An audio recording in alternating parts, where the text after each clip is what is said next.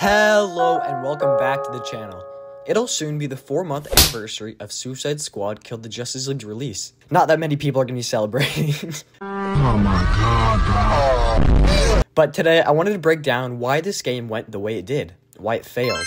Now, personally, it's not the worst game of all time for me, and from the gaming standpoint, it's not the worst ever, but the story, oh man. Anyways, I'm going to be going over all that and more in today's video, so without further ado, let's just get into it.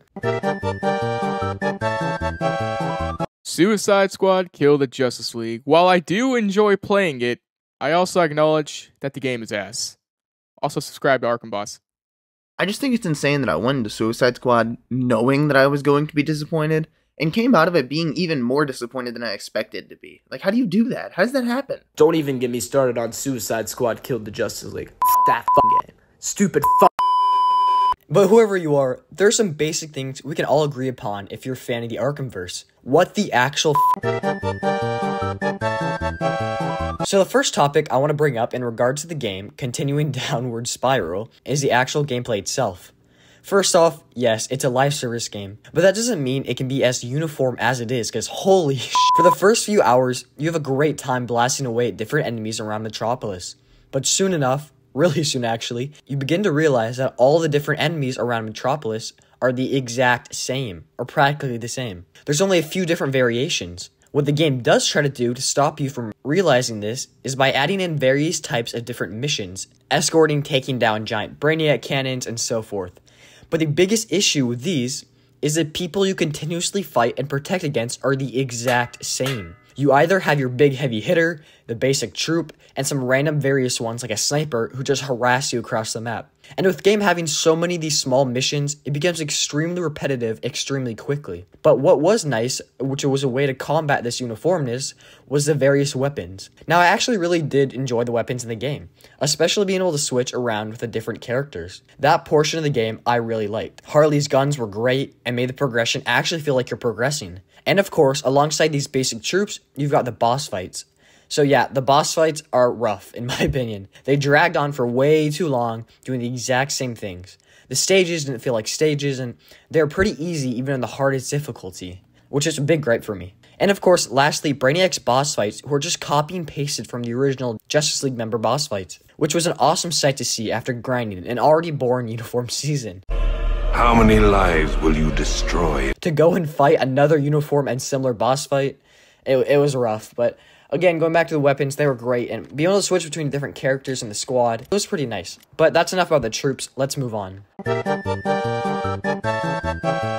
Okay, so of course, I'm gonna have to bring up the main issue with the game. Of course, being the story, and what they did to the Arkhamverse. Now, I'm gonna try my best not to rant, but it'll be tough. First off, this game is not Rocksteady.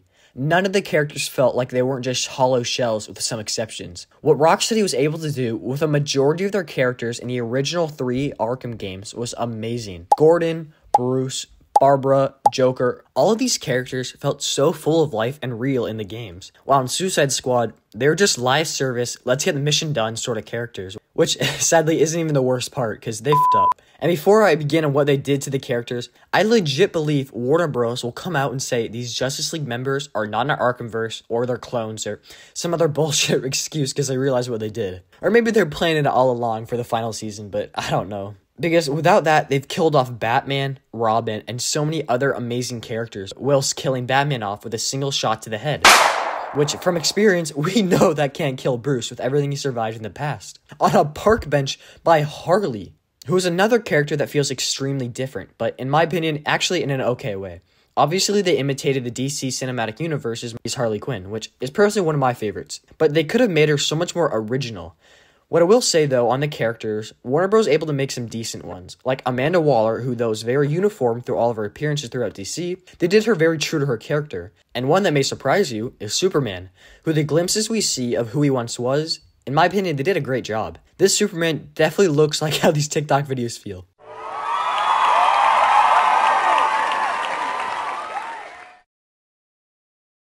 But sadly, they just didn't put the effort into the story. It took so much time, effort, and amazing dialogue and storytelling to kill the Joker in City, while Suicide Squad Kill the Justice League kills so many characters off and on the screen with barely no info. Perfect example would be Robin, of course, who we see only a mask of on the floor. But quickly, I want to say, obviously, if this is truly the Arkhamverse that we know and love, they won't actually be dead, because if they're still producing games like Batman Arkham Shadow, which is coming out soon on VR, they're obviously not done with the franchise. Finally, for this part, I just wanted to say, why make it in the Arkhamverse? Though the Arkham games are massive, having a random DC universe would not have sold less copies and would definitely have more players right now. Now, when I first started playing, the first couple hours, I thought the map was amazing. Definitely one of my favorite parts. But sadly, as you get more and more into the game, the live service game part takes over. The map, much like many other aspects of the game, is so uniform, with a few, to be fair, nice Easter eggs and locations, but the rest really feels shallow. And yes, I know there's nobody left in the city, they all evacuated because of Brainiac, but it still doesn't feel like any of the Arkham games. Like compared to Gotham and Arkham Knight, everyone evacuated there, and just like Origins and City, but City was more filled up. But anyways, you get what I mean, that it didn't feel as empty. But of course, it all may also just be due to it being daytime in Metropolis, or they have a day and night cycle. But of course, it's a different city. I expected Metropolis to be more grand, you know, when you think of it. It's Superman City. And I'm not even talking about the map size, which I actually thought was pretty decent. But just walking around the map alone with no objective doesn't feel immersed in comparison to the other locations like Gotham in the past. And some of the buildings feel so slightly off. And for it to be Metropolis, I expected it to be more condensed with skyscrapers, which I get doesn't make as much sense for the actual gameplay portion, but the actual exterior and distance of Metropolis, we see all of these massive skyscrapers, which definitely feel more Metropolis-y, if that's a word. But again, they did what they could with the map size, and I get they represented the city well on the outskirts, but the game is set place in the heart of Metropolis, with the Daily Planet. Every other rendition we can see of Metropolis, it's covered in huge skyscrapers, which is, funny enough, was actually one of my gripes for Gotham Knights. It just didn't feel much like a city. And for a game based in a city, it's pretty important to have the right vibe, which you can check that video out if you want. Another shameless plug. But again, there were some absolutely great areas of the city that felt really cool to like walk around in. The blurry interiors we can see more of in the Spider-Man games, the Insomniac ones. Definitely it makes the world seem more filled and realistic. And it adds such a cool sense. Just look into pretty much every window that's open and not have some shutters over it like in the other Arkham games, and to see fully fleshed out interiors that are just slightly blurry. And of course, they added some cool details and references and Easter eggs, which I will be making a video on in Suicide Squad. I'll make a Terrifying Details one and maybe just some other cool DC references. So let me know if you guys want to see that. But yeah, some cool other parts, but overall, the city was just pretty okay, which is not good enough for Rocksteady's past and what they've been able to do with the Arkham games. Having a totally new location other than Arkham, Gotham, New Jersey, Metropolis was just something I was really excited for. Like, I'm in a whole new city in the Arkhamverse, and this is all they could have done. And of course, lastly, the most important part, and really where there's basically no players left playing, there's almost no replayability after finishing either the main story or the season you're currently in. Now, you may be saying, what are you talking about, boss?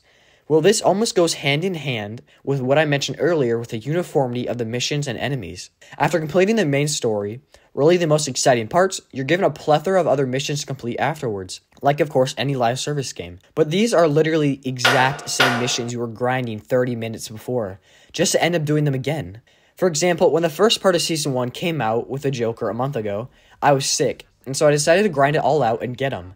And let me tell you. Let me tell you something. Let me tell you something. All right. Let me tell you something. Let me tell you something. Wait. From experience, it was the most grindy, brain rot thing I've done in a video game in so long. I just abused a specific mission where you get a shit ton of XP for completing, and I got the Joker. And if you listen to me at the start of the video, he's nothing special. No extra dialogue with Harley, which to me also shows how Warner Bros. And Rocksteady showed no emotion with their characters. And he was just slightly, if that, different from the other members. No really new guns and nothing. All that grindy work for a squad member I won't use. An AR and a shotgun, and that's it. I just can't see how Warner Bros. And Rocksteady thought the fans would be able to replay this game at all. I really don't get it.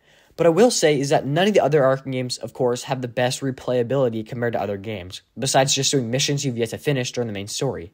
I mean, having a couple thugs and Riddler trophies is not enough to entertain a player. But of course, you can either replay the game, but the main difference with the old ones and Suicide Squad Kill the Justice League is that those are mostly single-player story games, not a live service game like Suicide Squad with seasons coming out all the time where you're expected to enjoy the game so long after finishing it. Anyways, this video's been long enough. There, of course, are some redeeming factors with the game, like every other game out there. But the most disappointing part for me was the effort they put in to create the liveliness and feel of the Arkham universe. They really went full bore on trying to be like every other shit live service game. Not that every other live service game is shit and bad, but there are a ton that are great. But they just put no life into it. Paired with a story, it just didn't mix well. Anyways, I know I'll be getting some mixed reviews in the comments, so let me know your thoughts below. And quickly, I just want to point out, editing in the future, they just released some new skins for Suicide Squad. I mean, just look at these. What the hell? That is not Titan Joker. That's like just Joker with like AIDS.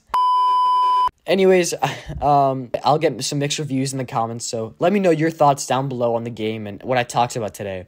And thanks to Paladin, Adam, and my boy for their thoughts in the game. But other than that, thank you for watching, stay safe, and I'll see you all soon.